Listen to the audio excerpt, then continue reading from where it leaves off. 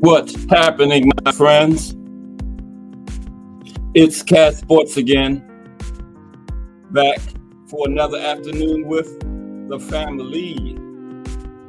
Now, as usual, before I get started, let me give a shout out to the JBT community. It's just boxing talk. We're a group of people who just love to talk boxing.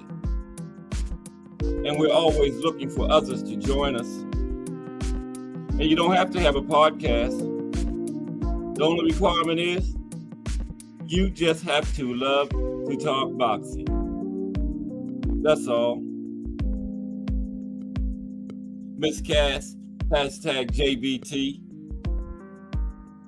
Mike Mazik, Mrs. Just Do. Salute to everyone.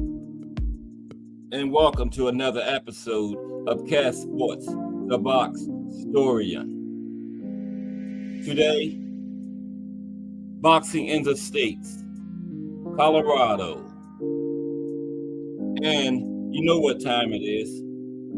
If it's Monday through Friday, 2 p.m., it's the Box Story. And that's me, bringing you all that boxing history. Boxing, the greatest sport of them all. That's why we love it. Can't get enough of it.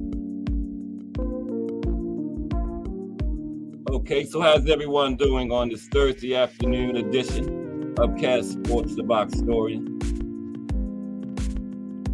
Boxing tonight on ESPN Plus from Albania. The second night of 4 straight nights of boxing. Of course, we got Chocolatito tomorrow, back in the ring, Roman Gonzalez. And then this weekend, we got 2 cards. We got one from Albania, and we got the big one that the JBT meet and greet is planned around. Jerron Boots Ennis versus David Avanesian. And the only way I pronounce this name right is because I heard it so many times. Probably still not pronouncing it right. And then we're going to talk about boxing in Colorado today. Thursday is the Boxing in the States series. We're going right down the alphabet. We are up to Colorado. You got Mrs. Just Do Boxing in the building from the Just Do family. Just Boxing the Voice coming up at 4 o'clock, giving us everything going on in boxing today. That balanced, non-biased boxing talk. 4 o'clock p.m. Part of this great JBT organization. And we're getting close to that drawing for that 55-inch color TV. It's Sunday. The Cash App is pinned in the chat. You still got time to send your $10 in.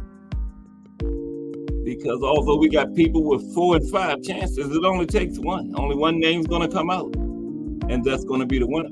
Excuse me. And you get it for $9 because you don't have to be present to win. And we're going to send the winner $1 Cash App, notifying them that they are the winner. And then we are taking care of all the shipping and the handling. All you have to do is wait on your TV to arrive. And then watch that big August 3rd card. Bud Crawford, Madrigal, Pitbull, Rayo. Turkey Al-Sheik's first card in the United States. Watch it in style on your brand new $9 55-inch color TV. And in the words of Jay Hardcore, where they do that at? $9 for a 55-inch color TV. And you still got a couple days to get into it. Cash App pinned in the chat. $ JBT Network, all caps, #1. But how is everybody today? We are right up on another weekend. Thursday night boxing, Friday night boxing, Saturday night boxing. We had Wednesday night boxing last night, Pro Box. It was a TKO victory. Asuma, originally from Japan, he lives in California now, but he got the win. I can't pronounce his last name. His first name is Kasuma. He got a 9th round TKO, but it was a good card as usual. Pro Box. every other week, midweek boxing. And those guys are the guys that I'm going to tell you, because pro box are the young guys trying to make a name for themselves and make it to the big cards, or older guys that's been on the big cards trying to get back. And remember, Calvin Davis was on Keyshawn's brother. He was on that card Saturday, that big top ranked card, and he was a regular on pro box, and he fought his way to the big time. So yeah, those guys on pro box compete because they trying to get to the big cards, and Calvin Davis is a perfect example. He bided his time on pro box, and he was on the top ranked card Saturday. So yeah, you really see some good boxing on pro box. That's a perfect example of it. Yeah. Just Do Boxing in the building. What's up, Just Do Boxing? The voice of these YouTube streets. JBT members, salute. Just Do Boxing. Welcome to another episode of Cast Sports, the Boxtorian. Today, boxing in California.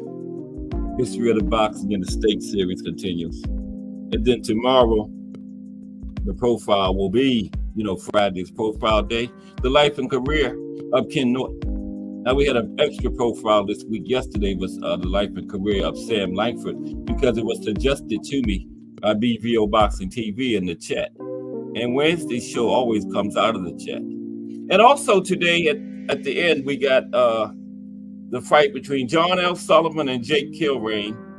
Jay Hardcore asked me to do it the other day, and they went 75 rounds. And at the end of the fight, got arrested. Well, they didn't get him right away, but they got John L. Sullivan a little later. Jake Kilrain was actually in Baltimore when they arrested him. And they got some jail time, but they didn't serve. I'll tell you about it, though. We're going to talk about that at the end. The 75-round fight between John L. Sullivan and Jake Kilrain. It was a bare knuckles fight, which was illegal by that time. And boxing was illegal in like 38 states. And the fight was in Mississippi. It was illegal there. And they did get arrested for it. And the governor approved the fight, but we're going to talk about it. Yeah. They tried to hide it and everything, but it was found out. Yeah. And both of those boxers were arrested. Yeah, what a story. But I got it for you. Yes, that's brought to you by Jay Hardcore from Hardcore Boxing News. Just boxing talk, that's all it is. We got a fashion show, a hangout, the voice of these YouTube streets, the Mighty Rise podcast, Casual's Corner. They break down boxing like you never seen it broken down. Man, I've been watching boxing since the 80s, and after I watched Casual's Corner with Ed McQueen and Thomas Hill, I started seeing things in the ring that I never knew was going on, man. Yeah. So, yeah, they don't have a regular time, so just subscribe, hit the bell icon, turn on your notifications, and hit all, because you want all of that fire content. We got Prison Talk with Tommy. That's Coach Thomas Morris. He spent 20-something years in the New York State prison system. And now he's a very successful personal trainer. His first child is on the way. What a story. So tune in to Prison Talk with Tommy. Remo, Let's Talk Fashion. That's our fashion show. Another fire one out there. Wednesday mornings at 10 a.m. And we can't forget the two angry white men, William Old School and Rand and D1. Both of them always angry about something. But now they got a podcast. Fridays at 10 p.m. After the Hardcore Friday Night Hangout and the Mighty Rise podcast. Then the Angry White Man. Friday is quite a day for the JBT because you got all those other shows in there too. The morning hangout at 8. Cast Sports at 2. Just Do Boxing at 4. You might get Casual's Corner, BN Boxing News, BVO Boxing TV in there sometime during the day. And Prison Talk with Tommy is steadily putting out fire videos. And the Mighty Rise podcast at 9. And the Angry White Men at 10. So this JBT is moving, man. What's up, Mike Grimm? In the building. Salute. And Joe in the building. That's why I stall till about 2:30 because I know my people are rolling in. Lonnie Lee gets off at 2:30. He'll be here. Melanie Queen 27. So we're going to start in about 10 minutes or so on boxing in Colorado. We're just going to talk about a little history of boxing in the state. And then we're going to talk about the body that governs boxing in the state. Okay. It's back there in my notes somewhere. I don't know all this stuff off. It's called the Colorado Office of Combative Sports and Colorado Combative Sports Commission. We're going to talk about that.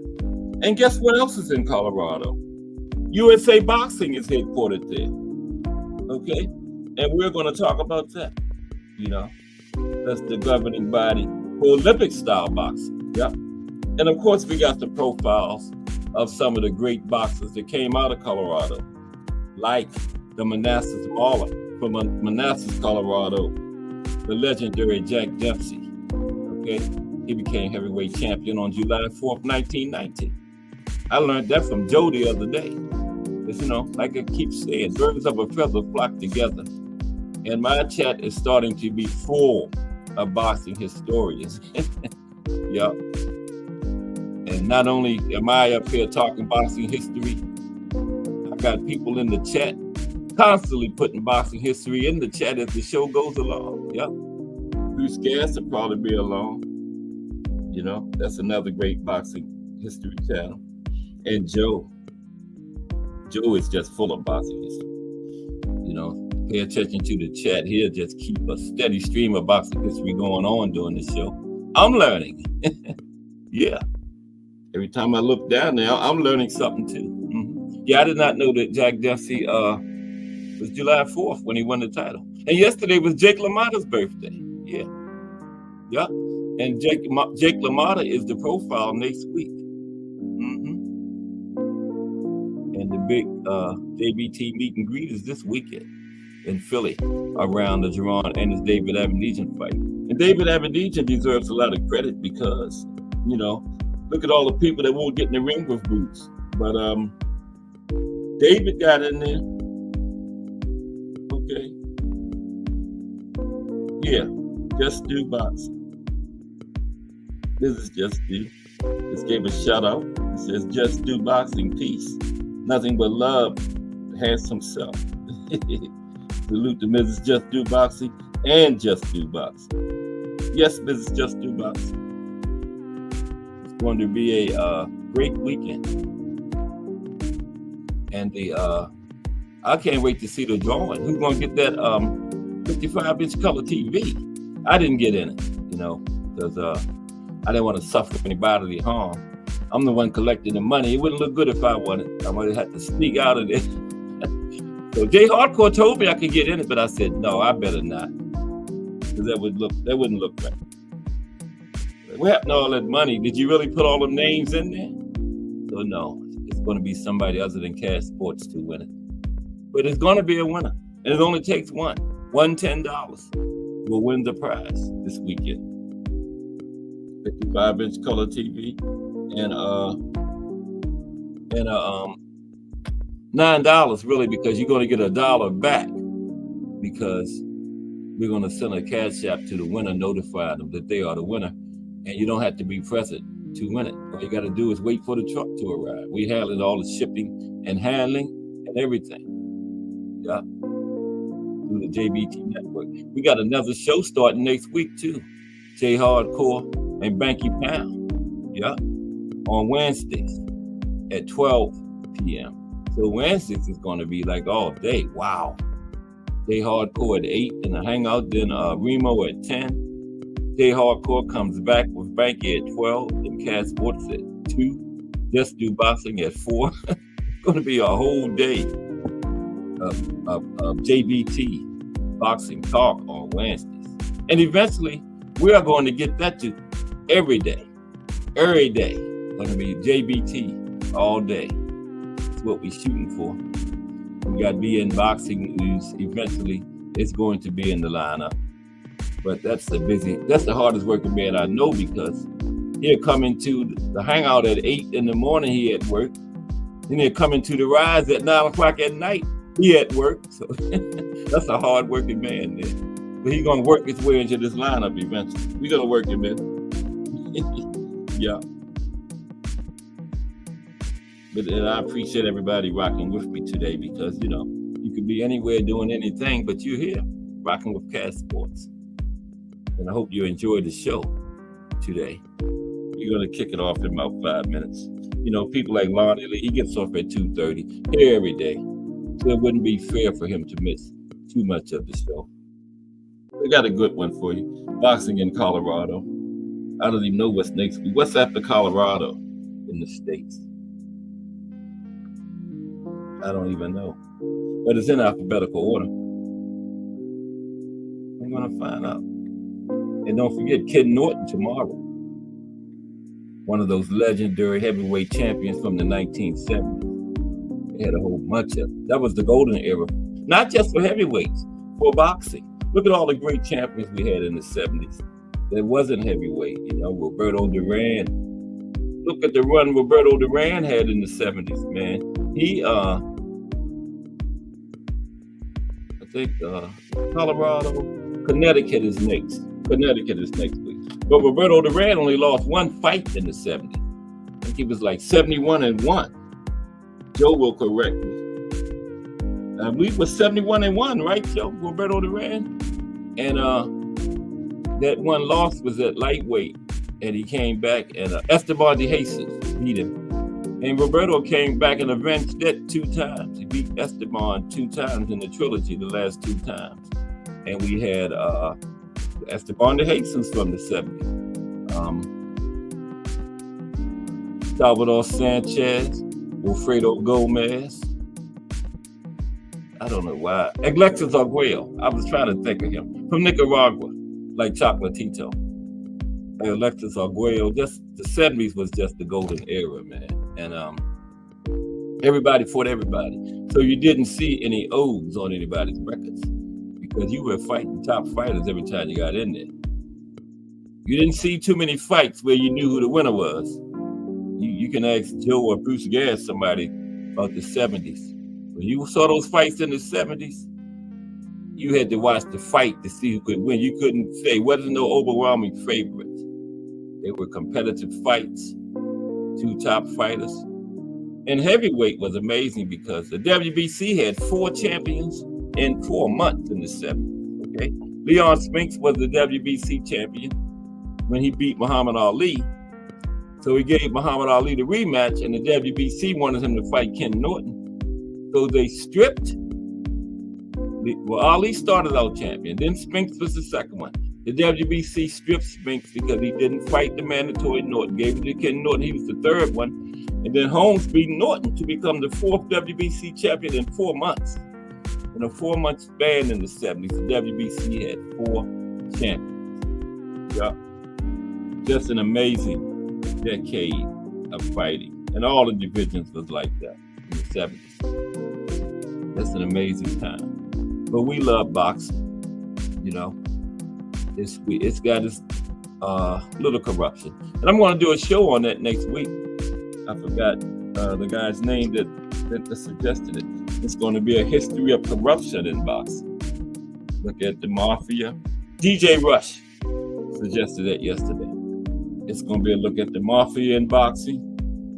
Look at some of the very controversial decisions, the bad judging. I don't even call it bad judging. I call it cheating. You know, like Saturday when they gave that fight to Conceição. No judges can be that bad. That was just cheating, you know, because they saw the same fight we saw. Conceição landed 11% of his punches over 12 rounds. He only went over double digits in punches in 2 out of 12 rounds. How could he possibly win the fight, man? You know? And I went over the judging criteria in the hangout earlier in the week. It might have been Sunday. Effective aggression. Neither boxer checked that box because nobody was effectively aggressive, right? Neither one of them just was. That's coming forward, being aggressive without getting countered and scoring hard, clean punches. Neither one of them did that. And then another big judging criteria is defense. O'Shaquie definitely checked that box, right? Hard or clean punches. O'Shaquie had the cleaner punches. He checked that box. And ring generalship. Which box between the two enforced their will on the fight, and the fight was fought more in which box's style? That was O'Shaquie. So he checked 3 of the 4 boxes, but he didn't get the win. And like I said, no judging is that bad. That's just cheating, corruption, okay? You saw what Regis said. Regis said, you see how dirty this sport is? Yeah, but we still love it, you know. It's boxing. It's the only boxing we got, so. And it's the greatest sport of them all, one-on-one, okay? Nobody's coming in to take your place and give you a rest. None of that's happening. You got your team over there in the corner, but when their bell rings, they can stand on it, sit on the outside or stand, whatever they do out there, and shout instructions. But it's just you, your opponent, and that referee in that ring. That's what makes it the greatest sport of them all. Man, look at that, man. I got ESPN. I just talked about DJ Rush, and there he is right there. You know, I call it ESPN. I was just talking about DJ Rush, and he came right into the chat. Yeah, DJ Rush, I'm going to do that show on the history of corruption in boxing next Wednesday. That's the day where I take suggestions out of the chat. Well, I'll take them any day, but they're done on Wednesdays. Yeah, DJ Rush, I'm going to do your suggestion next Wednesday. Yep. Today is, I'm doing great, DJ Rush. How are you? You watch Sean Porter talk about the Sean Garcia versus Armando Vargas fight. You don't get how Sean Garcia got more credit. And he got destroyed. Yeah, it's crazy. You know, Tim Bradley, they got their agenda over there, man. I don't even pay attention to. You did say Tim Bradley, right? What? Oh, Sean Porter. Yeah, Sean Porter. He a little shaky, too, when it comes to. Now, you know, you see him in certain, like Tim Bradley in certain things, you see him on certain programs. He's a very knowledgeable boxing guy. But when he gets behind that microphone on ESPN, all that goes out the window. He is straight company man. And you know they give them an agenda before the fights. And they have to follow that agenda. Who's not on ESPN anymore? Andre Ward, because Andre wasn't following that agenda. And Andre had to go. Andre tried to commentate on really what was happening in the ring. That's why he's not on there anymore. Tim is a company man. Sean Porter is kind of shaky too, I think. You know, in certain venues, they have the talking points. That's exactly what it is, especially on ESPN. They have their talking points. And one point they had Saturday was to try to make Shakur look bad. Look how they kept showing his corner, trying to catch every little thing, and they wasn't even showing Autumn's corner that much. Then they had a few people walking out. Could have been going to the bathroom or to the concession stand. But they showing them like they leaving or something. Yeah, that was one of the agenda Saturday was trying to make Shakur look bad. You know, because he might be leaving their beloved top right. So yeah, ESPN has their agenda. I usually have it turned down. If Just Do is calling the fight, I'm watching him. If Just Do not calling it, I have KQKC turned up. I never listen to ESPN commentary. Because it's trash. That's it in a nutshell. Now let's get ready to start with the show. Okay? I'm running out of stuff to talk about. Melanin Queen 27 in the building. Right at 2:30. That's why I wait until 2:30 because my friends are coming in. Lonnie Lee will be here soon. Salute Melanin Queen 27. Good afternoon. How are you today?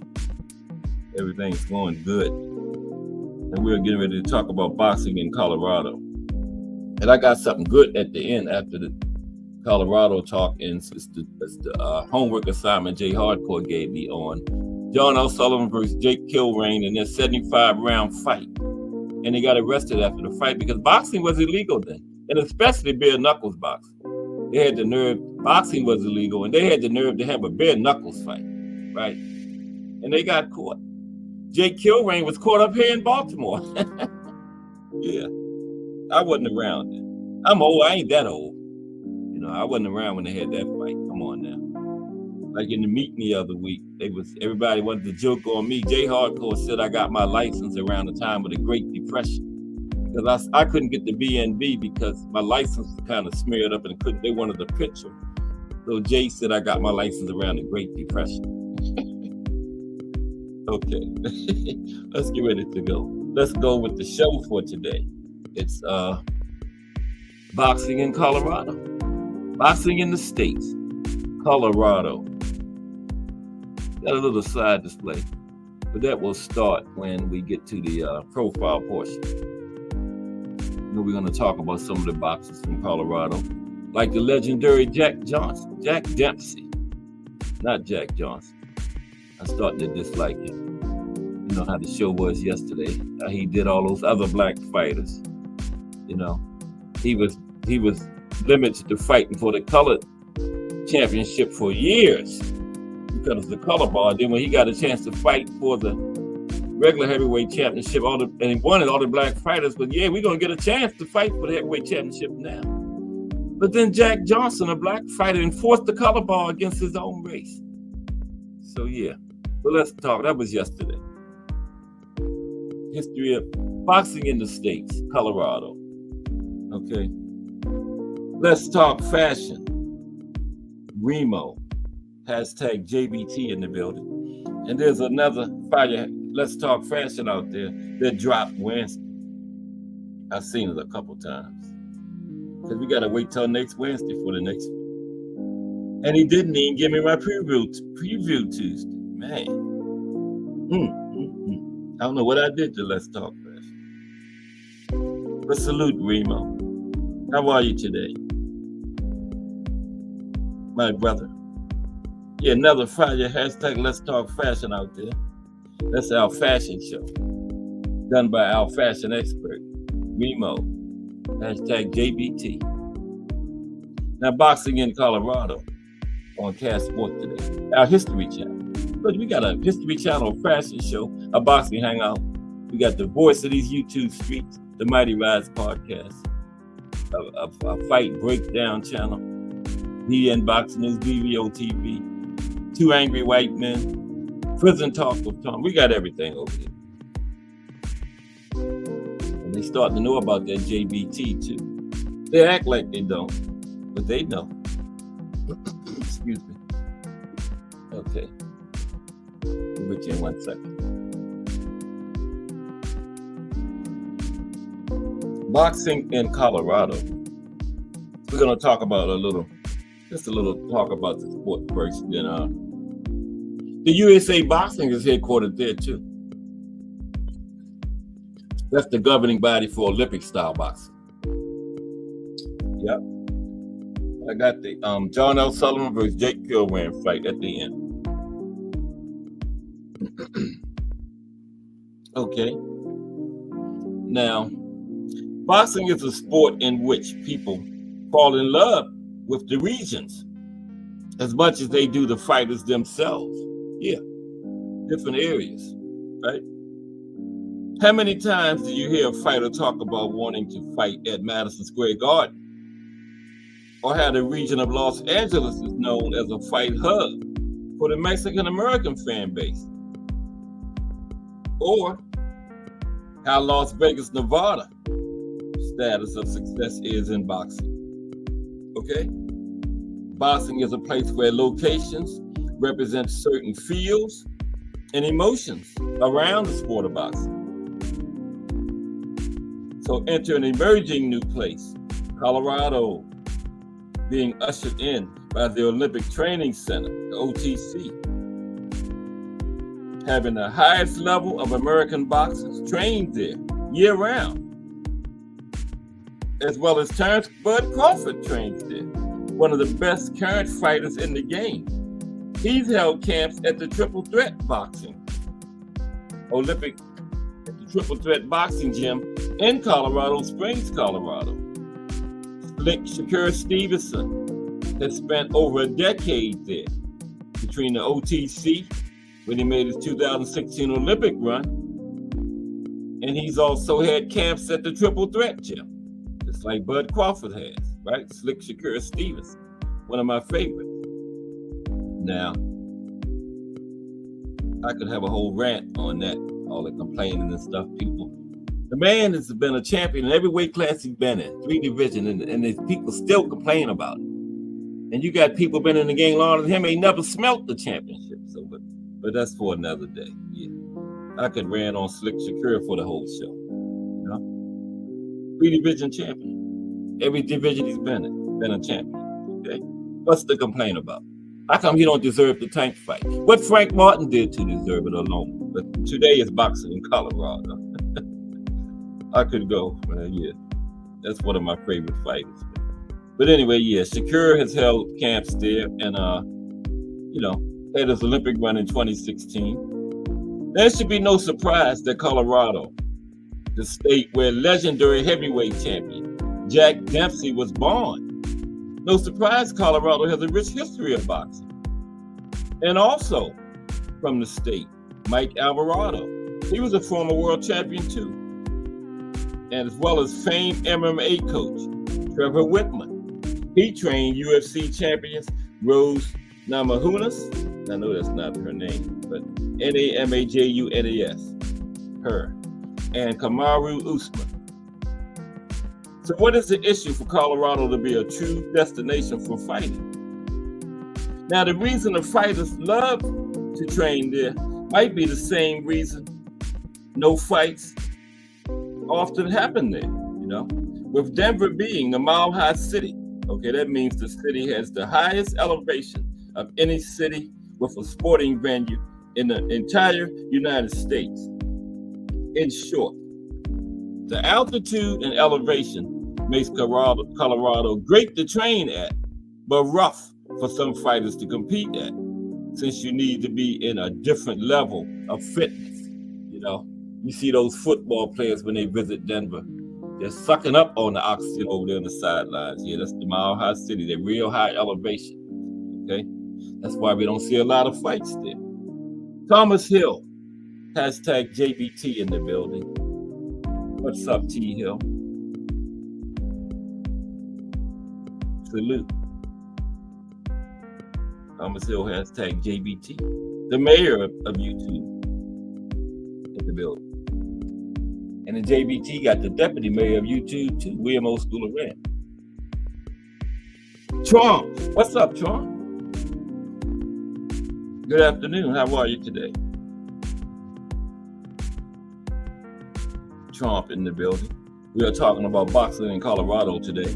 I done lost my place, but I'll find it. Yeah, we was talking about that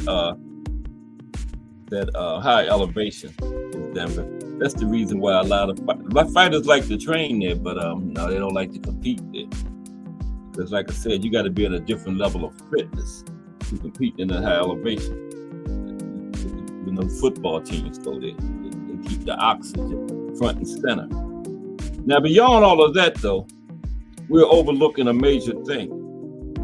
The military supports sports in Colorado, too. Colorado has 6 military bases in the state. And once again, Colorado Springs has been a main stopping point. And the military has long been a supporter of combat sports, right? Now, it is hard to underexplain or underestimate the fact that by simply living near Colorado Springs, you will see an elite level boxer at some point in your life. And that's normal. People like Terrence Crawford might not just appear on the TV screen. You also might run into him at a local restaurant in Colorado Springs. USA Boxing's headquarters are in Colorado Springs. And the staff there is doing a great job growing the sport, okay? In America. Colorado is a proven hotbed for boxing and fight sports, with a growing interest in amateur boxing, especially around the Olympics, which starts in a couple of weeks, as a matter of fact. This is a summer Olympic year. It sure is. Yep. I think it starts like July 27th. Same time NFL training camp. So it's a great time. What a time to be a sports fan, man. Boxing, The Olympics coming up. The NFL getting ready to get kicked off. Baseball going strong. What a time! What a great time to be a sports fan. Now, we also could see Colorado grow as a market. Booming in the growth for boxing and MMA, especially with multiple world champions doing camps there. Now, only time will tell. But Colorado is a largely disrespected and underrated area in boxing, and it deserves more credit for what it contributes to the sport. Yep, Colorado. Now let's talk about the body that governs Colorado Office of Combative Sports and Colorado Combative Sports Commission. Okay, that's the body that governs boxing and contact sports in the state, kickboxing, MMA, all that kind of stuff. Let's talk about that for a minute, okay? Now, this commission is responsible for all rules to regulate the conduct, promotion, and performance of boxing, kickboxing, and mixed martial arts, MMA, in the state of Colorado. Now, the office licenses participants. That's a tongue twister there. Seconds, officials, and promoters. Licenses all of those people. Now, licensure is mandatory in Colorado. Got to have a license. Now, the office's purpose is to protect the safety of participants and promote the public trust and confidence in the conduct of professional boxing, kickboxing, and mixed martial arts by regulating these professions that relate to the operation of live professional events, performances, and contests held in the state of Colorado. Like I said, the office's activities include licensing, fight approvals, determination of discipline, and determination of discipline, and then enforcing that discipline for those who violate the Colorado statutes and the Office of Boxing rules. Now, the seven members on the commission. Now, it's comprised of 3 members that's appointed by the governor, 1 member is appointed by the Senate President, State Senate President, and 1 member is appointed by the Speaker of the House. Now, in addition, there are 2 non-voting members who are licensed physicians, okay? And they serve as advisors to the commission and the office, the 2 physicians. Now let's talk briefly about USA Boxing, which is headquartered there, Colorado Springs, okay? That's where the boxers go. The final step of qualifying for the Olympic team that's going to be in the Olympics. Now, there's a rumor going around that the Olympics are not going to, boxing is being removed from the Olympics, and that's not true. It's going to be in 2024. Now, the story is the IOC governs all the sports in the Olympics. And then each sport has its own separate governing body. And I forgot the name of it, but the body that used to govern boxing is no longer recognized by the IOC. And they have to have another governing body in place by early of the next year after the last Olympics, which will be 2025, following 2024 Olympics. Now, they don't have a body in place yet, but the good news is there's an organization called the World Boxing that's applying for that position. So there very well could be boxing in 2028. But even if they don't get a body in place by early 2025, and it's not in 2028, they still could have another organization in place to have their boxing back in the Olympics by 2032. So no, when you hear somebody say that they are misinformed, boxing is not being permanently dropped from the Olympics. It's not even sure that it's going to even miss one Olympics yet, okay? Because there has been an organization that's applied to govern boxing in the Olympics, and they could be in place by 2025, and boxing may not even miss not one Olympic. So when you hear somebody say that, don't listen to them. They're misinformed, okay? Now, USA Boxing, like Rem says, the when he was in the Army, he was stationed at Colorado Springs. Okay, Mike, you're a veteran. Thank you for your service, Mike. I was in the Air Force. I was a Zoomie. Okay. Mike was a ground pounder. Ain't that what they call y'all Army people, Mike, a ground pounder? I was a Zoomie. I know they call the Marines jawheads and the Navy are CBs. Air Force are Zoomies. I think Army is ground pound. I had 2 brothers and 2 sisters and the father in the Army. I come from a military family. Yeah. Military family. Military/law enforcement family. Okay. Now, USA Boxing is the national governing body for Olympic style boxing, right? It is overseen by the United States Olympic Committee and World Boxing, which sets its rules. It's headquartered in Colorado Springs, Colorado. USA Boxing is a non-profit organization responsible for the administration, development, and promotion of Olympic-style boxing in the United States. USA Boxing was formed in 1978. Now we're going to look at some of the fighters from Colorado, okay? Time for the side display. Kicked off. Oh, I talked about Bud Crawford. I didn't. I was supposed to show you them when I was talking about him and Slick Shakur Stevenson. There's Bud Crawford. I didn't even put him up there, sorry. And there's Slick Shakur Stevenson. Shakur don't have a nickname, so I gave him Slick Shakur Stevenson. That would be a good one too.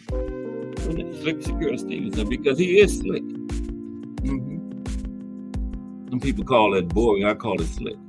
You know, the boring and the running talk, like I told you, that's a casual talking point from people who don't know what they're talking about. So they pick up that narrative of running because they heard somebody else say it.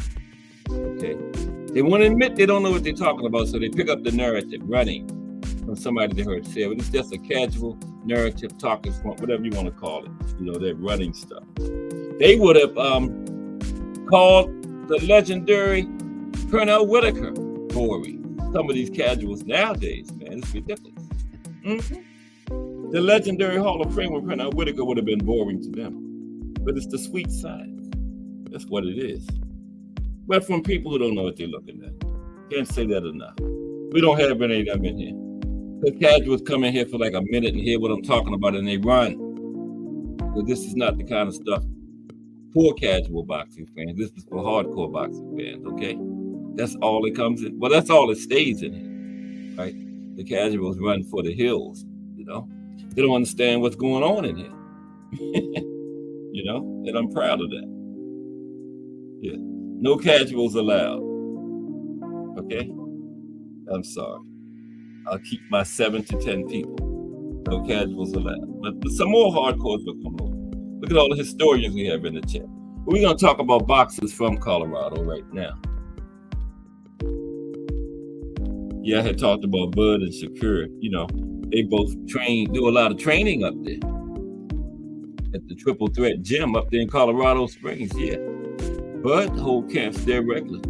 Shakur went up there when he was doing his Olympic run. You know, that's the final stop to compete, to get on the Olympic team. And Shakur must have liked it because he's had quite a few camps there since then. Yeah. Yep. Now, first, boxers from Colorado. Now, boxing is one of the most exciting sports, full of adrenaline and tactics. Some American boxers have left their mark on the sport since it started to become popular at the beginning of the last century. Now, Colorado, the Centennial State, has been the house of many athletes, whether they were born in the state or started their career there. Okay, so let's look at some of the Colorado boxers. Is he first? Stevie Johnston. That's Stevie on the right. Yeah, Stevie is first. Stevie Johnston, Colorado boxer. Let me check off Bud and Slick Shakur. Stevie Johnston. I didn't even put him up there when I was talking about him. Okay, Stevie Johnston is first. Okay.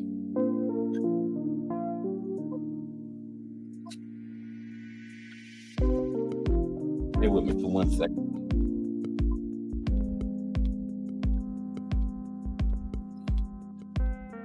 Stevie Johnston, that's him on the right. Now, Stevie Johnston was one of the champions in boxing in the 1990s. He was a light heavyweight. He was commonly known as Little Bad.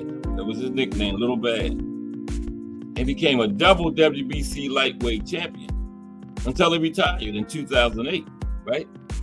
Now, Johnston had an amazing international career as he participated in the Pan American Games in Cuba and the World Championships in Peru, representing the United States. He was born in Denver, Colorado. Stevie had an impressive professional career too, winning 42 fights out of 49 overall. And he fought the likes of Angel Manfredi and Jose Luis Castillo. That's one gave Floyd all that trouble in the first fight, remember?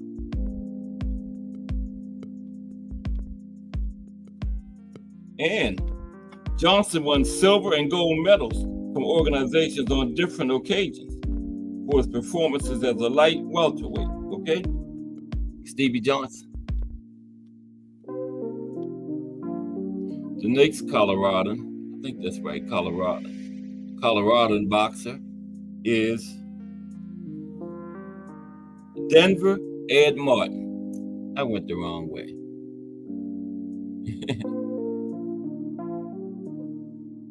Denver Ed Martin, not Slick Shakur. Okay. That's Stevie Johnson. Right? Isn't that Stevie? Here we go. There's Denver Ed Martin. Denver was back away, so you can tell by the picture. A lot of times, like I told you back in the old days, late 1800s, early 1900s, they didn't have a photographer at the fight. So what they would do, they would actually have an artist there drawing the action. That's where a lot of pictures came from that period. Didn't have a photographer. They would have an artist there drawing the action. But Denver Ed Martin is next. Now, he was professionally known as Denver Ed. He's one of the biggest legends when it comes to boxing. Okay, back from around that period. Martin was born in Denver, Colorado. He was one of the first people to draw attention to the sport in the 20th century. Now, his career started in 1899. And the records say that he participated in about 42 fights. He was a Colorado giant, right? And he was famous for his height, which helped him to have a strong punch and be a champion at heavyweight. Still, he was also a champion in the colored heavyweight championship in 1902 after winning against Frank Childs. He retired around 1908. Records kind of sketchy from that period. He retired around 1908. But after that, he still had a few exhibition matches later in his life, including his fight against heavyweight Harry Wills. Talked about Harry yesterday. And after his career, he managed a cigar shop until he passed away in 1937. Denver Ed Martin. Okay?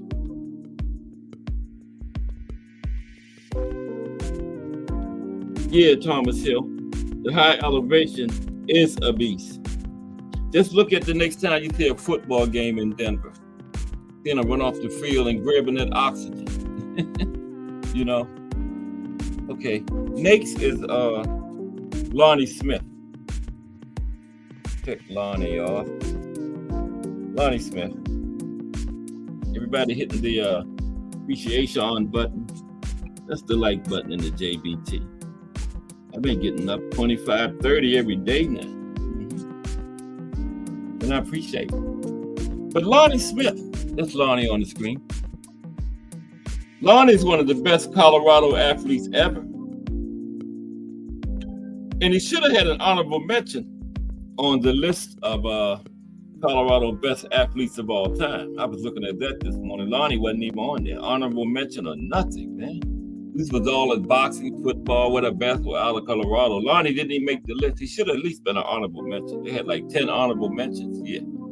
People like Ed Martin, Jack Dempsey, as boxers, Mike Alvarado was on it, but Lonnie wasn't, but he should have been. They called him, his nickname was the Lightning. Okay, that was his nickname, the Lightning. He was brought into the public eye in 1985 when he knocked out the champion at the time, Billy Costello. And later because of his encounter with Julio Cesar Chavez. And he lost the one-sided decision to Chavez. But, also known because he fought Julio Cesar, right? He's a native of Colorado, born in Denver. He developed most of his amateur career, which surprisingly enough wasn't as victorious as when he went pro. But that didn't stop him from becoming the WBC light junior welterweight champion in 1985. He took the title from Billy Costello. And at the time, Billy Costello was undefeated. Okay? When Lonnie Smith took the title from him, gave Billy his first loss. And he had a thriving 19-year career as a junior welterweight. Fought junior welterweight his entire career. Had 53 fights. Only lost 7. 46-7. Okay? And he retired in 1999. Lonnie Smith. Okay? Now here's a real good one here. Mike Alvarado. There's Mike. Mike Alvarado. Now in 2013, Mike became the junior welterweight champion. Okay?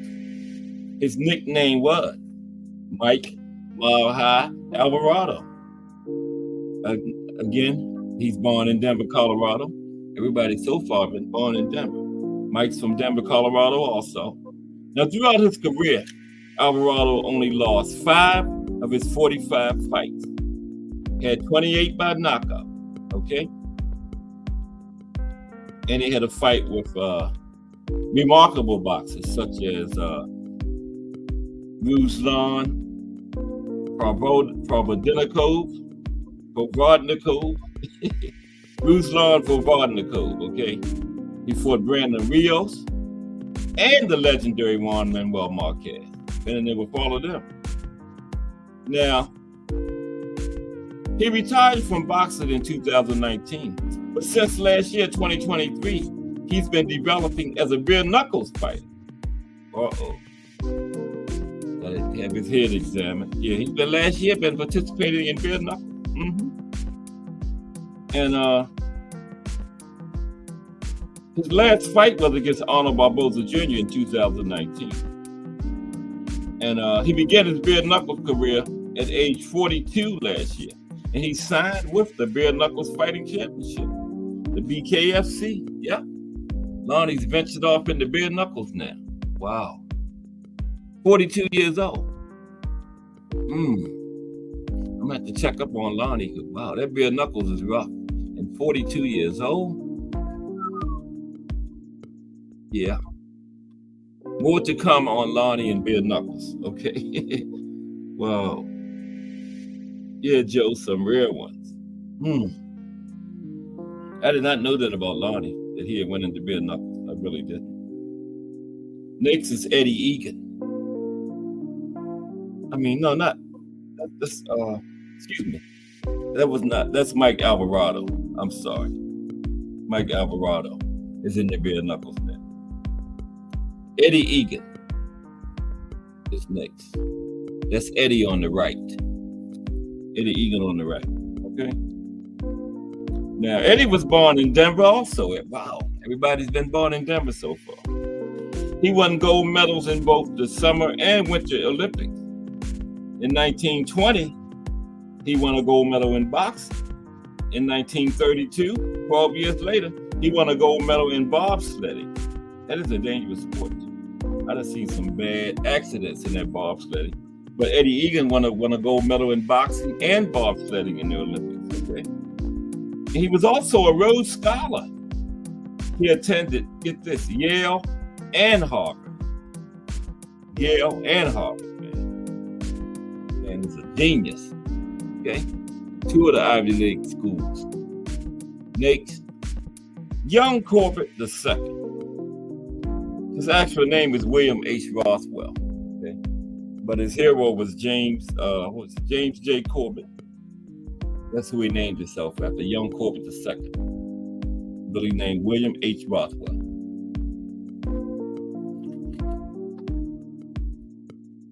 Haven't been long came in, and man, I'm still trying to get hydrated. That's why I keep stopping, drinking this water. Okay, that's Eddie Egan right there. Excuse me, Young Corbett II. Young Corbett II. Now, like I said, William H. Rothwell, mostly known as Young Corbett II.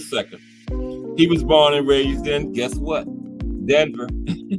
Everybody's from Denver so far. But I know when we get to Jack Dempsey, he's not from Denver. I mean, that's smaller. But yeah, Young Corbett II from Denver. Now, he got his name in honor of James J. Corbett, former heavyweight champion.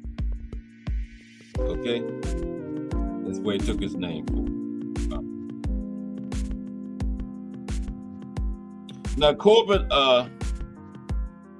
he fought in the featherweight division. And he entered into the International Boxing Hall of Fame in 2010. Becoming one of the few Colorado boxers with that honor.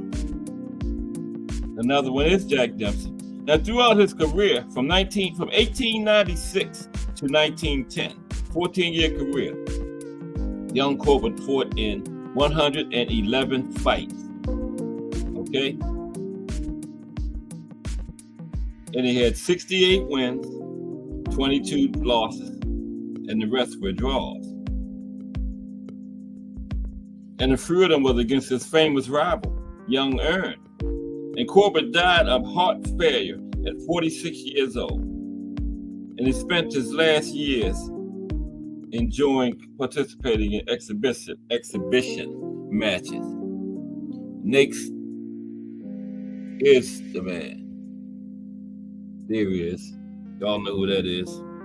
Lonnie Lee comes in the building bearing gifts. Salute, Lonnie Lee. Has just dropped a 10 spot on me. Appreciate you, Lonnie Lee. I'm going to be getting that phone line very soon. I'm going to have the Cast Sports call-in line soon. Okay. These super chats and everything are just going to the betterment of the channel. Okay. And I'm going to have a call-in line sometimes while we're trying to kill time to 2:30, waiting for people like Lonnie Lee to get here.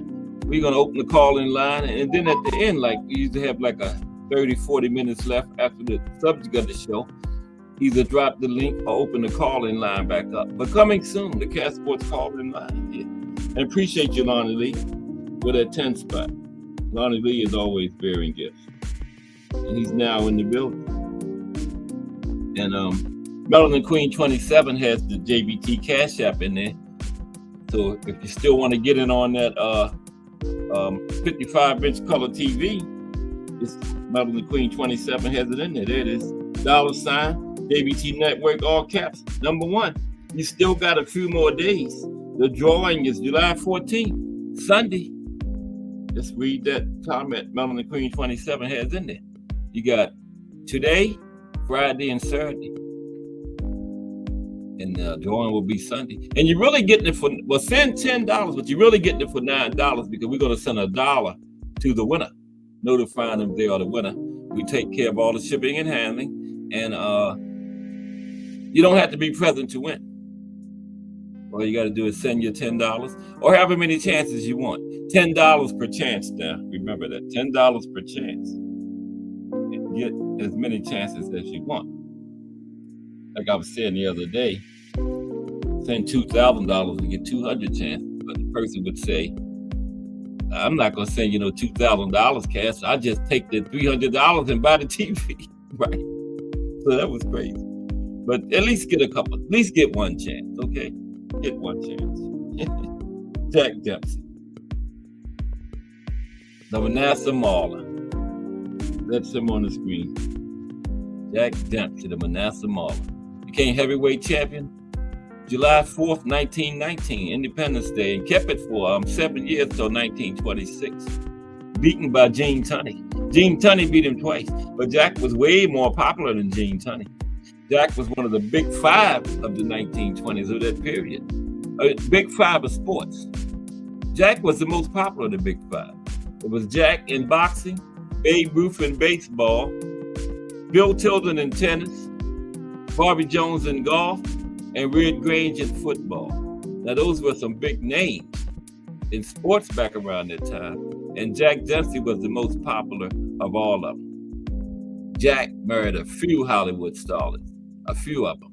Dated and married a few Hollywood starlets. Yeah, Jack was the man back then. And heavyweight champion for 7 years. Jack Dempsey. Now he's he's the most known Colorado native boxer in history. No doubt about that. Yeah, Jack is the most known, okay? He has been inspiring boxers since he became champion in 1919. Still to this day, right? Now he had a short but remarkable career, okay? He had 67 fights. He won 53, had 6 losses, 8 draws, 43 by way of knockout. Okay, 43 by knockout. The Manasseh Mauler. Now he had a few nicknames. Okay. Now he's known as one of the best punchers of all time. Now, he started his professional career after he filled in for his brother during a fight, right? And he had a few nicknames. He was known as Young Dempsey. He was known as Kid Blackie. But his most common nickname was the Manasseh Mauler, because he is from a native of Manassas, Colorado. He's the first one on the list not from Denver. He's from Manassas, Colorado, Jack Dempsey. And in 1919, he became the world heavyweight champion. He defeated fan favorite at the time, Jess Willard. Beat Jess up bad. Jess was 6'9", 6'10". Jess was a big guy. Dempsey just beat him up, They tried to say Jack cheated because Jeff's face was so messed up. They tried to say Jack had something in his gloves, And one former manager that Jack fired later on in the 60s, he claimed that he taped some stuff up in Jack's glove, but he was lying because people that was there, like Wing Magazine found Danette Fleischer was there when the taping was done. And guess what? This guy that said he put stuff in Jack's gloves, he didn't even take the man's gloves. He was lying because Jack fired him, tried to make him look bad. He wasn't even the one that did the taping, okay? So he was exposed, just bitter because Jack fired him, okay? Yeah. BO Boxing TV in the building. What's up, BBO Boxing TV? Salute. Yeah, Ohio's own Jack Dempsey. Born in Colorado. But yeah, fought his career mostly out of Colorado. Ohio, right? BBO Boxing TV. Born in Manassas, Colorado. But yeah, his boxing career played out from Ohio. Jack Dempsey. Okay. But this is Colorado. I might do him when I do Ohio too. Who knows? But yeah, the Manasseh Mauler, that was his nickname.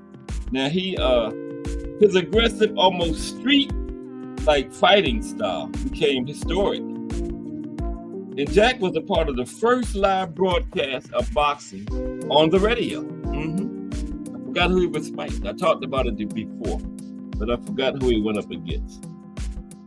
Yeah, Jack did admit that, BBO. Jack said Sam Langford. That was one thing about Jack.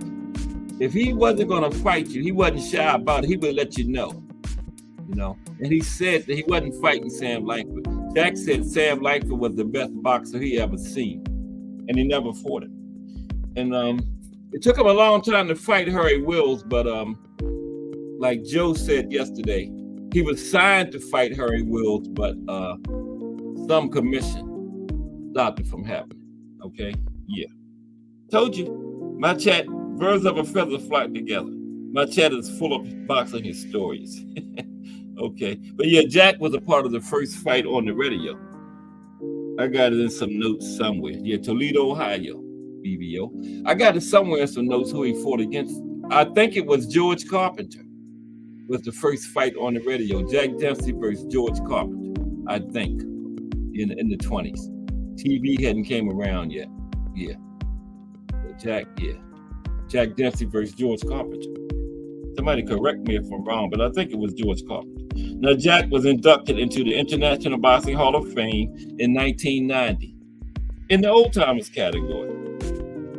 You know, that was when the International Boxing Hall of Fame didn't start until 1990. And you had all those old fighters like Joe Louis, Willie Pep, Jack, Jake LaMotta, Sugar Ray, Archie Moore, all those guys whose careers had ended years ago. So when they opened the International Boxing Hall of Fame in 1990, they started a special category called the Old Timers category for all those guys whose careers had ended years ago. They had their own category. And Jack went in 1990 with them in the Old Timers category. Okay. And he went in 1990. It was 7 years after his death in 1983 at 87 years old due to heart failure. Okay. And yeah, I got a couple more.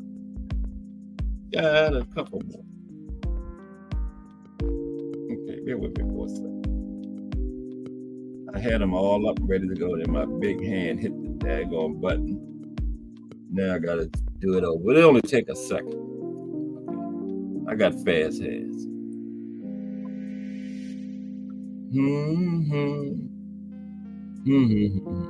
I can sing. Would y'all rather me turn the music off and hum or leave the music on? Let me know. Because I can do it, you know. Just turn the music off and hum to y'all. Be the same tune. Maybe I'll turn the music off and hum. No, I'll leave the music on. I heard Miss Cass out there shouting, leave the music on. Okay, I got a few more boxes from Colorado though. The next one is that was Jack Dempsey.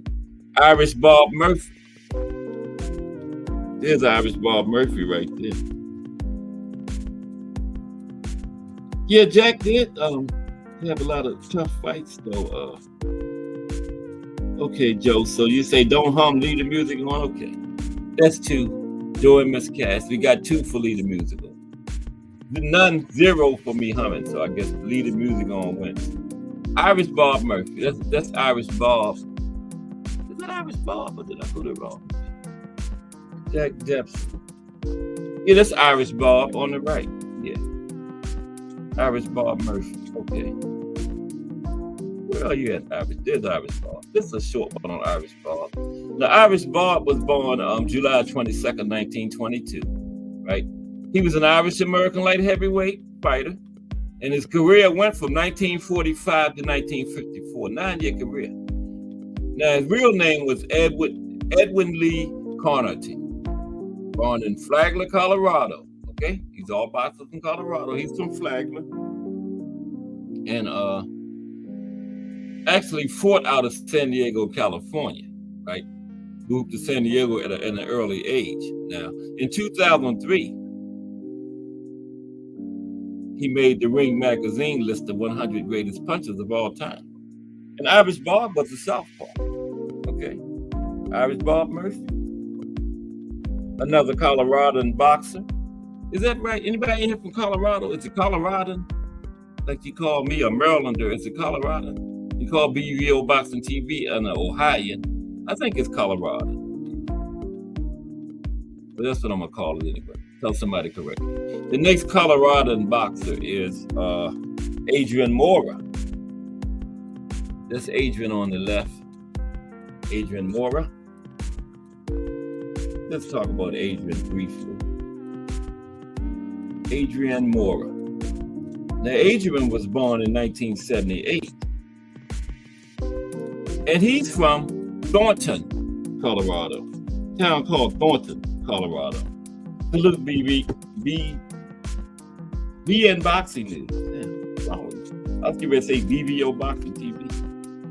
Just came in before BN Boxing. Both fire JBT channels, though.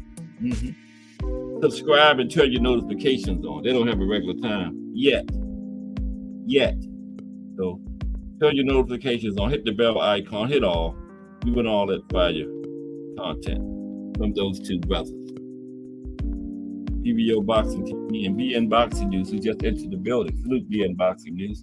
Now, Adrian Mora is from Thornton, Colorado, right? Former professional boxer. And he competed from 2000 to 2008, 8-year career. And he had the IBA light welterweight title in 2007. Never had a major title, but he had the IBA. Okay, he was a champion. Couple more to go.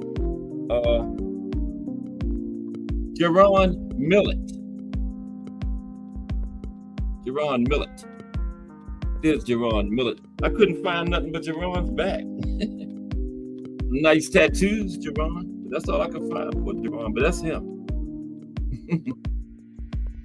He was fighting Arturo Gatti in that fight, but I couldn't get, that's all I could get. It said under the picture, Jerron Millett versus Arturo Gatti. Okay. Now, Jerron Millett, he was born June 28, 1968. Jerron, former professional boxer. He competed from 1993 to 2003, 10-year career. He had the IBF light junior welterweight title from 99 to 2000, right? And in the amateurs, Jerron was a National Golden Glove champion.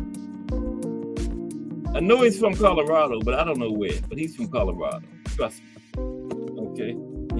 Jerron Millett. Javar Williamson.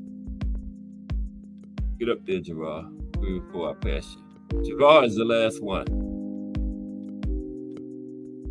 There's Javar. He must have just beat somebody. But he got his hands raised up. Javar Williamson. And we're going to talk about the that fight. Don't miss it. John O'Sullivan and Jake Kilrain, the homework assignment Jay Hardcore gave me yesterday. And they both went to jail after the fight. That's coming right up in a few minutes. Now, Jerron Williamson, he was a highly touted amateur.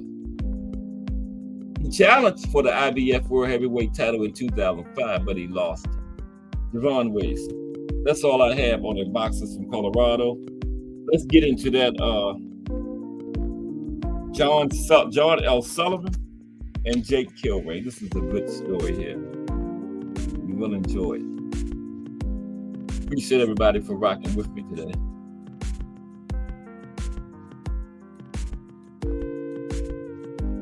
Give me a couple. Oh, there it is right there. John L. Sullivan. Wait a minute. Bear with me for 1 second. Hope everybody enjoyed the show. Don't forget the big JBT meet and greet is this weekend. The drawing for the 55-inch color TV is Sunday. Just $10. You get $1 back.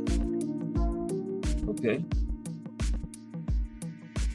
I don't know what too much you can do with $1 nowadays, but you get $1 back. You get a 55-inch color TV for $9. Can't beat that.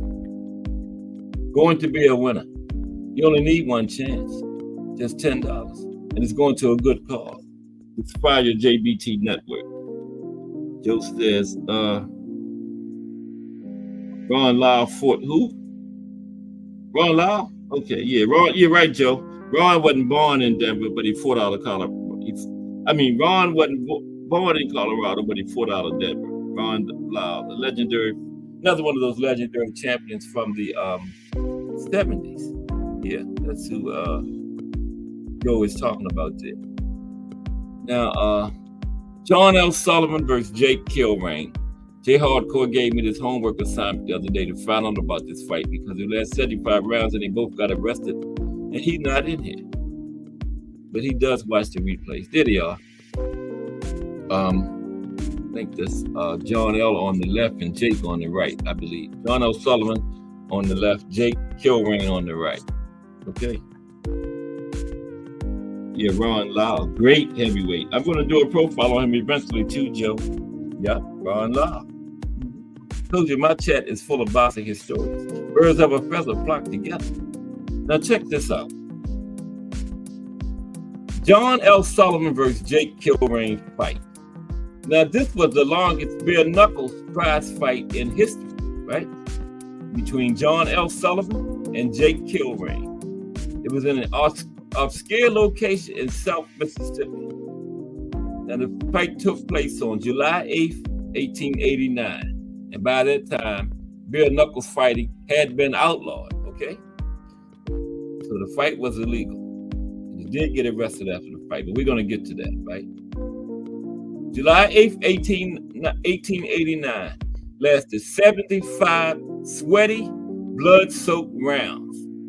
And because of the brutal nature of bare knuckles boxing, like I was saying, it was illegal. And therefore, the fight's location was kept secret. Furthermore, in 1889, check this out. Prize fighting, period, was also illegal in all of the country's 38 states. So boxing was illegal. They had the nerve to have a bare knuckles fight. So you know, if glove boxing was illegal, bare knuckles was definitely illegal, right? Both legal nowadays, but at that time it wasn't. I had been outlawed. Now the fight took place 104 miles north of New Orleans, Louisiana, in a field owned by Colonel Charles Rich of Richburg in Lamar County, Mississippi. Okay?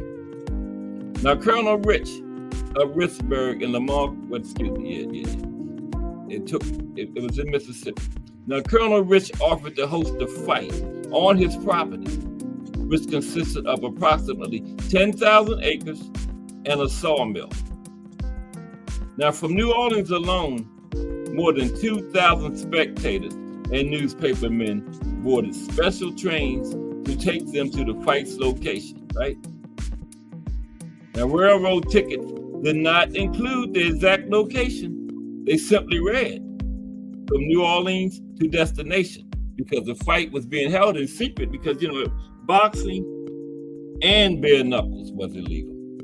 So the railroad tickets read from New Orleans to destination. Didn't name the destination, okay? Let's continue. Now, Mississippi Governor Robert Lowry opposed the fight. And it had, I said he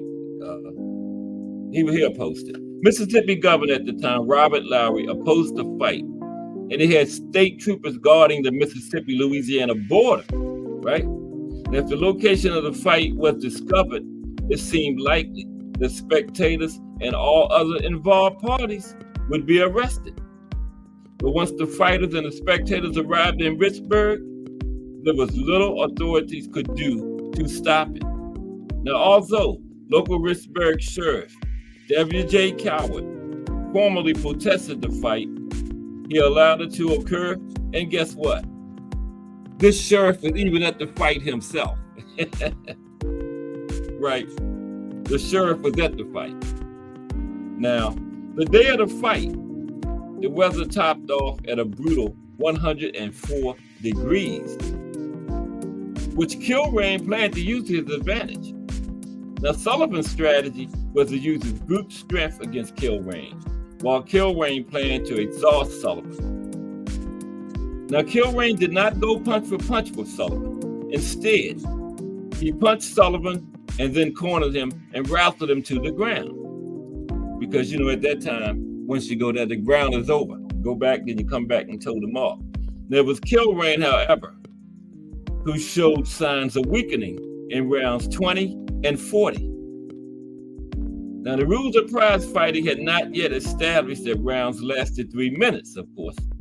So the referee called the end of the round when one of the fighters knocked the other down. I'm sorry, I got a little bit ahead of myself there. Yeah, the referee, we didn't have no 3 minutes, so the round was over when one of the fighters went down, okay? Now, the shortest round of the fight lasted 3 seconds. Somebody went down in 3 seconds. They didn't say who. And the longest round of the fight lasted 15 minutes and 10 seconds.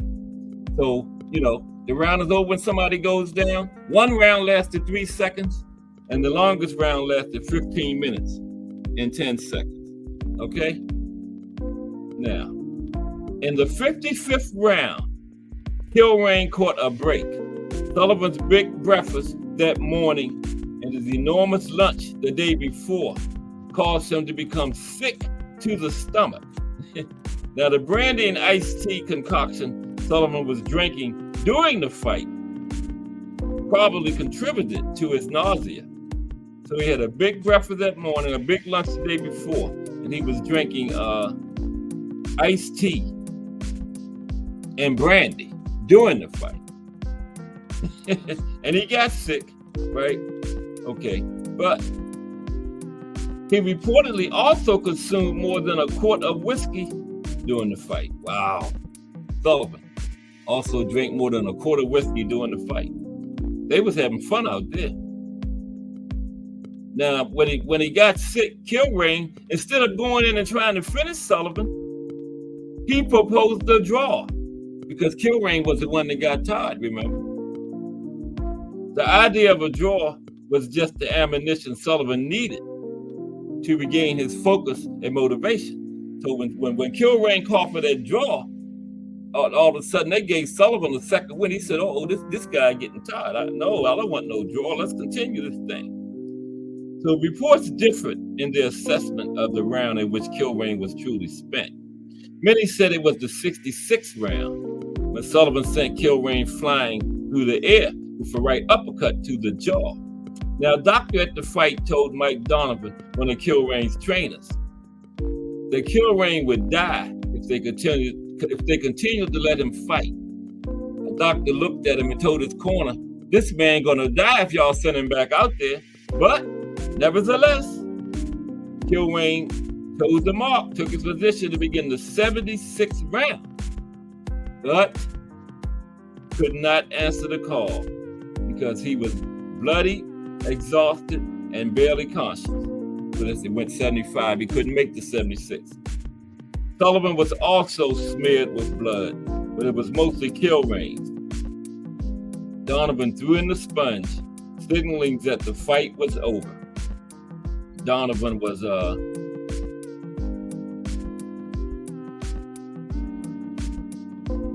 one of Kilrain's cornermen. He threw the sponge in. I guess he didn't have. They should have had a tap, but he threw the sponge in.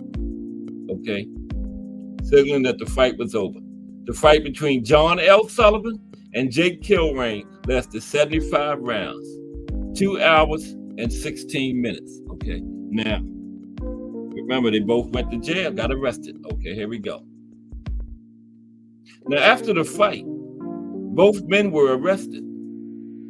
Because bare knuckles was illegal. Boxing was illegal, period, in all 38 states in the United States at that time.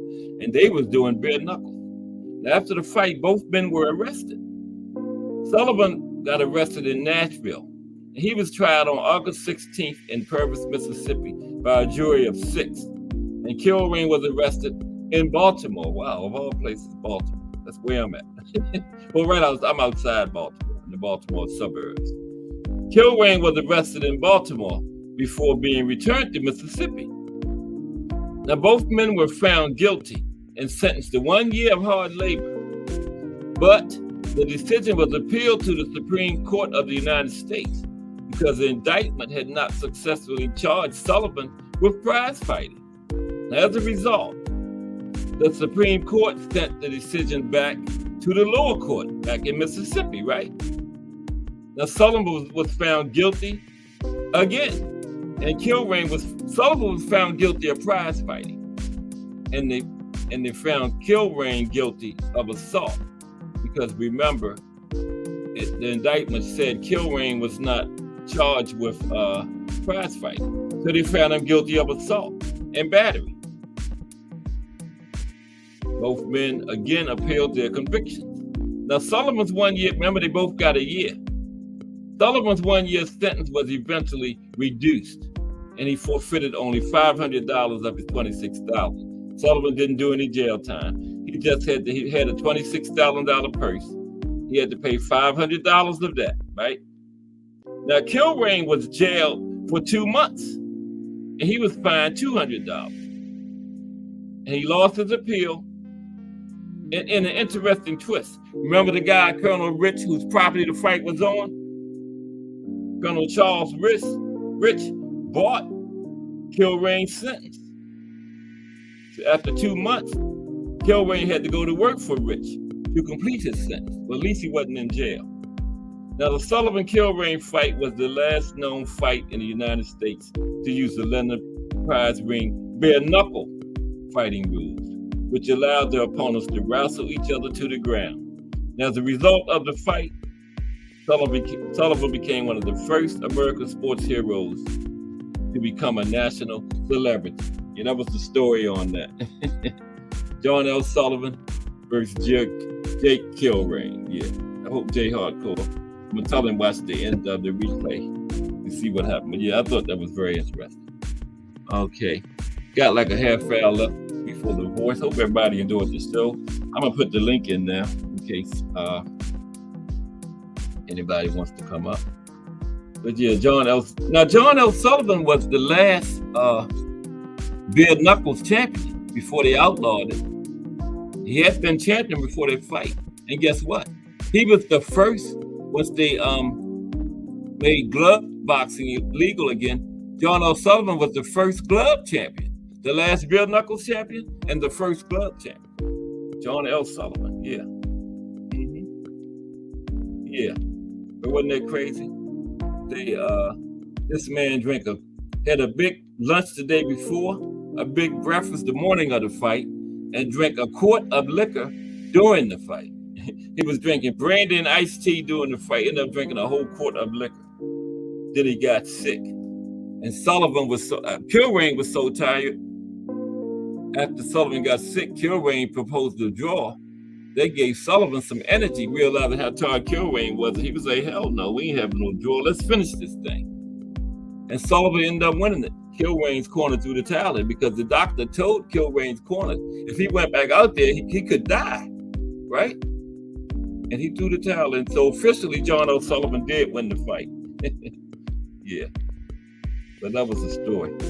But I told you about the longest fight I know of was 110 rounds. Al Booger brought that to my attention when I checked it out. Yeah, this 110 round fight started on Thursday evening and ended on Friday morning, and it ended when the referee said that was it, because it only ends when somebody can't get up, and they kept getting knocked down, but they kept getting up. And once you make it back out there and toe that mark, the fight continues. After 110 rounds, the referee said, that's it. So y'all got to get another referee or this fight is over. And it ended. 110 rounds.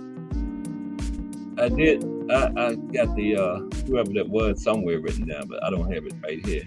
But yeah, 110 round fight. Started Thursday, ended Friday. Yup. That's crazy. But that was before 15 rounds. And the Walker Law brought in the 15 rounds and the 3 minutes and all that stuff. But they did have a doctor there. And it wasn't mandatory to have doctors at the fights at that time. That came in with the Walker Law where a physician was required, yeah. But they did have a doctor at the fight. Luckily they did, because the doctor was the one that told Kilrain if he went back out there, he could possibly die. Because if the doctor wasn't there, had told him that, he probably would have went back out there, So yeah, very interesting. Brought to you by Jay Hardcore. Don't forget, get your ticket for the TV. And the first big fight after that will be that big August 3rd card. Bud Crawford and Israel Matrimony. BBO Boxing TV is picking Matrimony for that fight. Yeah. Yeah, BBO Boxing TV got Matrimony. I got Bud up for it. But it's boxing. And it's Bud's first fight at 154. Yep. Bud is going up.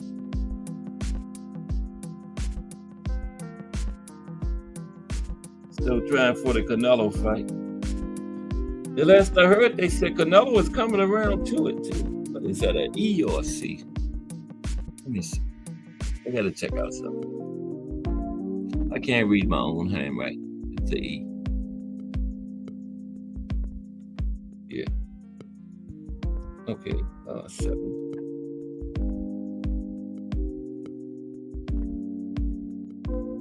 Okay, here comes the link if anybody cares to hit it. Yeah.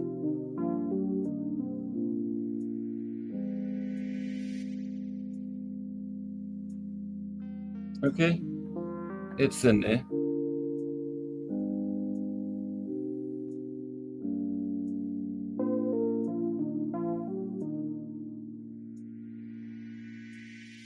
Yeah, today is Thursday. Tomorrow is the life and career of Ken Norton. Yeah. Yeah, I heard something about that Joe that Ron Law, fought from Denver. Where was he from originally? You know, Joe? Ron Law. He fought out of Denver. Yeah. I don't think he ever had a title. He fought back there in that period with the legendary golden era of the heavyweights. Yeah. People like Ron Law would have definitely had titles nowadays, man. But you know, he fought in that era. Golden era. Not just heavyweight, golden era of boxing. I told you about all those almost every champion, 95% of people who were champion in the 70s is in the Hall of Fame, International Boxing Hall of Fame, man. Roberto Duran, Esteban de Jesus, Alexis Arguello, Salvador Sanchez, Wilfredo Gomez, not even mention the heavyweight, Marvin Hagler. Marvin Hagler became champion at the end of the 70s. But yeah, Ohio, is that where Lao's from? Okay, Ohio. Okay, yeah. And Salvador Sanchez, like I always tell you, he's amazing, man. He's legendary, man. He's considered one of the greatest featherweights of all time, one of the greatest Mexican fighters of all time, in the International Boxing Hall of Fame. And he didn't come anywhere near his prime. He was killed in a car accident at 22 years old. Just think if this man would have had an entire career past his prime into his 30s, it would be no question who the greatest featherweight of all time is. He still thought of that and didn't fight past 22 or 23.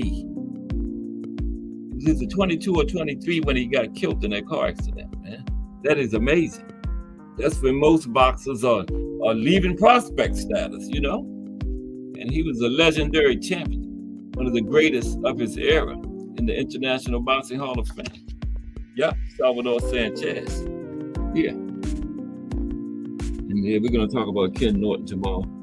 Definitely going to touch on his 3 times he beat Ali. They gave Ali 2 out of 3, but I don't think Ali ever beat Ken Norton. If Ali won either of those fights, it was the second one, but I don't even think he won that one. Of course, they gave the first one to Norton, and that's when he broke Ali's jaw. And the second one was the closest of them all, but I still think Norton pulled that one out. And the third one was definitely Norton. They had 3 newspaper writers scoring the fight unofficially at ringside along with the judges. And unlike the judges, all 3 of those newspaper guys gave the fight to Norton. All 3 of them. Yeah, but the judges gave it to Ali, and that's what counted. But Ali got a lot of gifts, you know, because he was Ali, the greatest and all that stuff. And Ali was great, but I call Joe Louis the greatest. Because, you know, Joe Louis did greatest type stuff, man. Just look inside of that, those 12 years when he was champion, man. That 25 straight, 12 years as champion, 25 straight successful title defenses, still records to this day. Not just heavyweight, throughout all of boxing, okay? And 23 of those 25 were stoppages. In 12 years, only 2 people went the distance with him. Now think about that. Ain't that greatest type stuff? In 12 years, in title defenses now, only 2 people went the distance with him. Okay? 15 of them was in the first 5 rounds, 6 in the first round. And the man was fighting 6, 7 times a year. That's how they did it back then. Okay? sometimes fighting back-to-back months and winning. Now, remember, like I told you, Ricardo Lopez came close to ruling the 90s the entire decade, but he was champion from 1990 to 1998. And then at the end of 1998, he vacated his 105 title to go up to become champion at 108. That's the only reason he wasn't champion for the entire decade of the 90s, because he vacated. Well, he would have been. He only missed by a couple months. So technically, Joe Louis is the only boxer to ever be champion for an entire decade. But Ricardo Lopez only missed by a couple months because he vacated. Okay? He vacated his title. And whatever you do, don't miss that show next Wednesday. The show on history of corruption in boxing. I found some good stuff on that already. That's brought to you by DJ. He was in here today too. DJ Rush. Brought to you by DJ Rush. Yeah. We're going to look at some of these judging decisions, crooked judging decisions. And it's not bad judging. It's cheating. It's not bad judging at all. These judges know what they're doing. They know what they're looking at. It's cheating. Fixed fights. Because the mafia controlled boxing for a lot of years back then. They had, I think it was the IBC, International Boxing Club. That was a sanctioning body run by the mafia. Okay? And the feds got them out of there in the early 60s, but, they didn't get them completely out. But I can tell you, we still got the Godfather and Mauricio in them. So, who needs the mafia with Godfather and Mauricio and all them fixing fights? Let's look at a fight I know what's fixed. Maxie Hughes and George Kambosos. Maxie Hughes won like 10 out of the 12 rounds, but Kambosos got his hand raised. He was trying to set up him in Loma. I don't know why. Kambosos was going to lose that fight. So, yeah, they set that up. And, Salvador beat Felix Trinidad's father. That's right, yo. Yeah, he beat Felix Trinidad's father. And, Felix Trinidad's father trained Esteban de Jesus, too. He was from Puerto Rico. Yeah, Felix Sr. trained Esteban de Jesus. Yeah. Now the legendary Puerto Rican fighter. Mm-hmm. Yep, he sure did. We are winding down. We got like 15 minutes before the voice comes in here today. Appreciate everybody. What the appreciation button look like. Kind of low today. But that's all good too. It'll pick back up tomorrow on the profile day. It's Thursday. Pulling up on another weekend. Tonight is Top Rank card. ESPN Plus tonight. Pro Box kicked off last night, and that was the beginning of 4 straight days of boxing. We got a Thursday night card, okay? From guess where? Albania. Boxing from Albania. I didn't recognize not one name on the card. I'm gonna look at it, see if y'all recognize any of the names. But it's boxing, right? That's what we want. ESPN Plus tonight. Gonna enjoy that. Get off of it. Yeah, we're gonna take a quick look at it in these last few minutes of today's episode of Cast Sports, the Box Historian, bringing you all that boxing history, hardcores only. Okay. I don't care what Ryan Garcia just put on Twitter. Okay. Or who's beefing on Twitter. Care about the hardcore things. Let's see what's going on. Yeah, tomorrow from Tirana, Albania. Mauro Forte versus Cristobal Lorente. That's the headliner. Nelson Heiser versus 14 Fuchs. But tomorrow is Chocolatito back in there. I ain't gonna miss that. And that's ESPN is doing it to death, man. They got tonight and boxing tomorrow. Okay? ESPN Plus, man. They are not playing. And guess what? They got a card Saturday too. ESPN Top Rank got cards back to back days. Of course, tomorrow is Chocolatito, Roman Gonzalez. He's fighting Robert Barrera. Saturday is Janabek. And guess who's on the card? Raymond Murray Tyler and Tevin Farmer. I got Raymond in that one. He's going to stop Tevin. Yeah. Tevin just getting the bag because Raymond is going to stop him. Guarantee you. And then Saturday, Jaron Ennis versus David Abenesian. And give David his credit. He's getting in there with boots. A lot of Conor Ben won't do it. Cody got out of it. Cody said he had eye problems. I don't believe it. He just didn't want to fight boots. Guy Nicholson, very talented young female fighter on the card.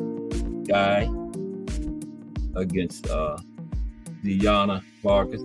That's for Sky's WBC women's featherweight title. Sky is very talented. Got that jab, man. One of the best jabs I've seen in a long time. Long jab. Busy.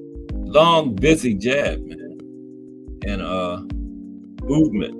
She got some excellent footwork. Just a great boxer. I'm really impressed with Sky Nicholson. And she's young. She's going places, man. She's going to be, she could be the face of women's boxing in a few years, Sky Nicholson. I'm not joking, yeah. Very talented, got that long, busy jab, great footwork. And she's going to be in Philly Saturday night. Yep. She's the co-main on the Jaron Ennis, David Abenesian card. Jaleel Hackett on it. Big step up for Jaleel. Peter Dawson.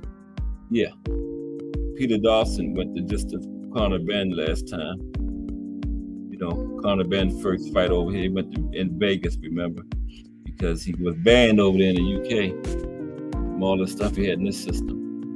Pregnancy medicine, all kind of stuff. Conor was taking. He was trying to kill Chris Eubanks. He had every type of PED known to mankind, and then he had a rehydration clause on Chris Eubanks.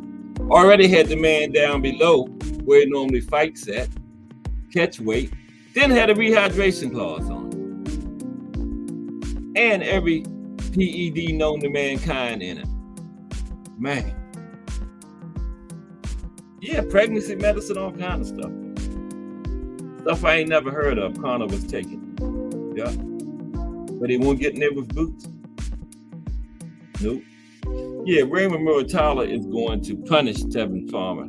I promise you. Watch. And he's on the they're on the Janabek card. They are the co-main. That's Saturday. Wait a minute now. I saw this guy's name on the other card. I know he ain't fighting Friday and Saturday. Art Barrera.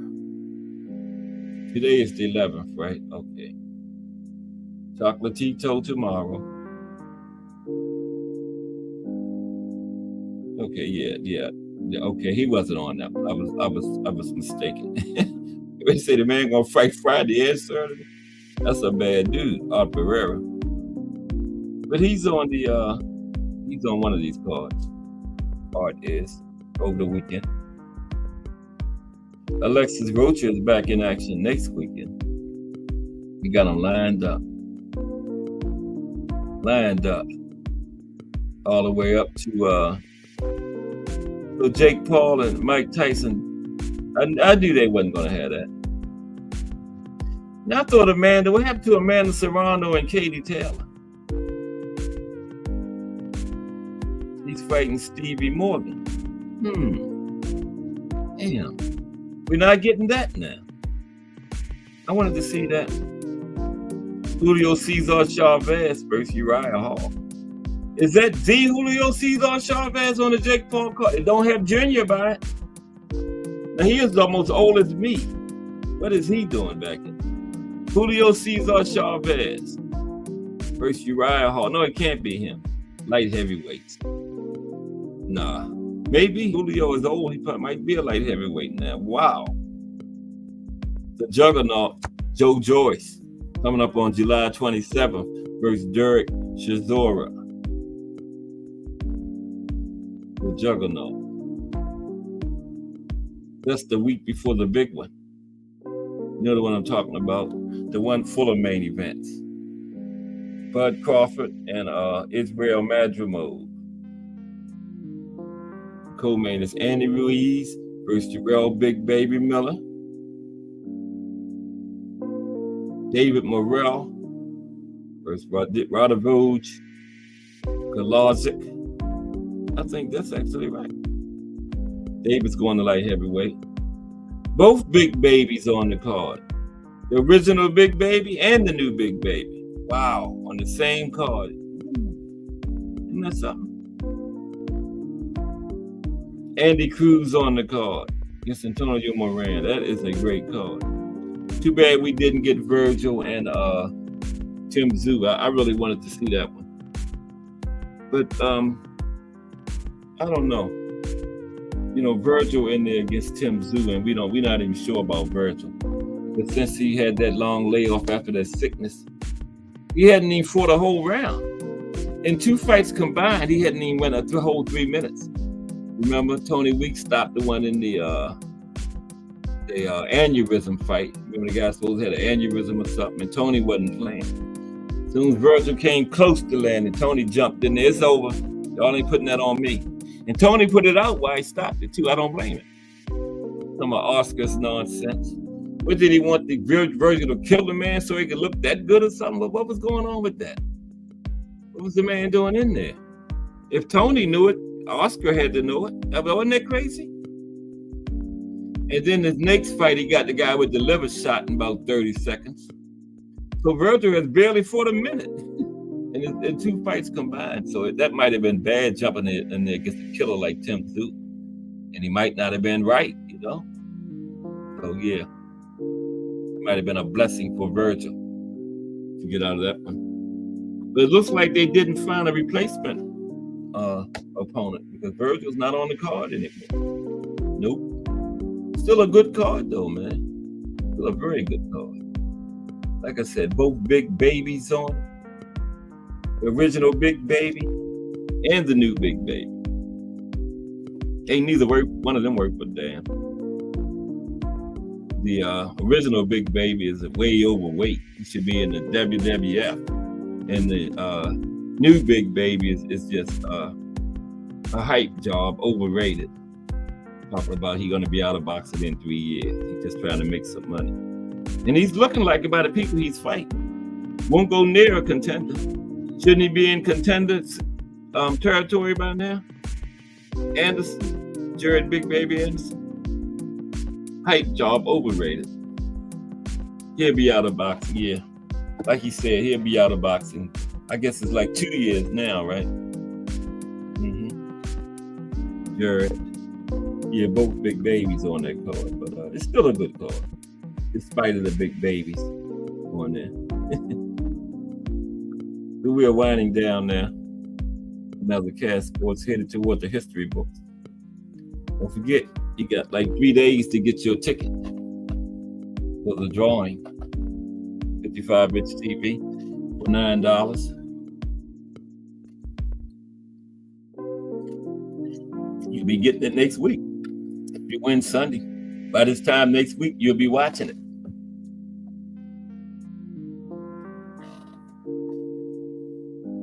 If you don't live way over in Timbuktu somewhere where it might take 2 weeks to deliver it to you.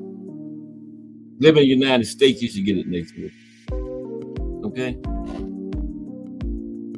You'll be watching it.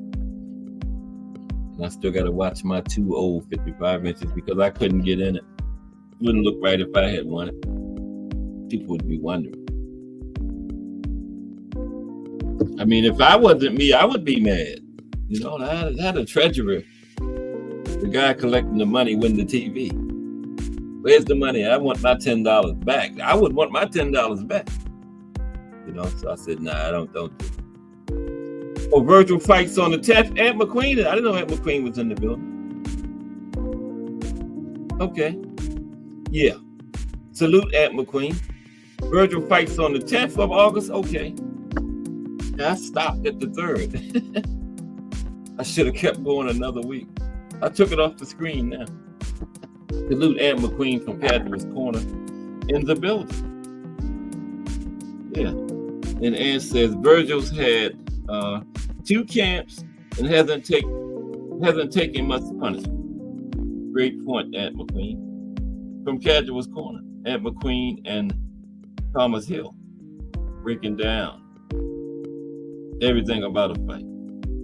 You have not watched a fight until you have watched one after Casual's Corner. Okay? But I'm getting ready to go now. It's almost time for the voice of the streets. Just do boxing. So, excuse me. Aunt McQueen, Trump, Thomas Hill, hashtag JBT. Let's Talk Fashion, Remo, hashtag JBT. Melanin Queen 27, DJ Rush gave the suggestion for the history of corruption in boxing show coming up next Wednesday. Joe, big time boxing historian. Mike Rem, Just Do Boxing. Mrs. Just Do Boxing. Mrs. Just Do. Okay. Mike Mazik, Mrs. Cass, hashtag JBT. And today, I didn't go over into Just Do's time because nobody hit the link. Because they've been cooking these last couple of days on here, man. I've been always waiting for one of them to say stop. I didn't want to stop. Thomas Hill always says it's time, though. Yeah, T. Hill. Because it's time for the voice. You know, they're cooking so good, I didn't want to stop. But everybody have a great day. We almost at the weekend now. Tomorrow is the life and career of Ken Norton. And then next week, we got another big week of boxing history. Well, the punch of the week next week is we're gonna talk about the combination. Okay. I did know what Tuesday was, but I forgot. What was it? I had a whole week mapped out already. Let me see if I can figure it out real quick. Yeah, the punch of the week is Monday. Okay. I forgot what Tuesday was. Wednesday is going to be the history of corruption in boxing. Thursday, the boxing in the state series continues with Connecticut next week. And the profile next week is the life and career of the Raging Bull, Jake LaMotta. What was Tuesday? I had it.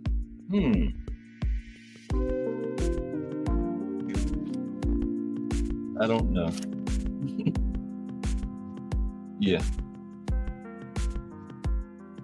But that's next week. Okay. And everybody have a great day. We still got one more day left in this week. History, life and career of Ken Norton. Just Do Boxing is straight ahead of us. Cat Sports. Everybody enjoy the rest of their day. I'll see y'all over there in the building on Just Do Boxing. Cat Sports. Have a great day.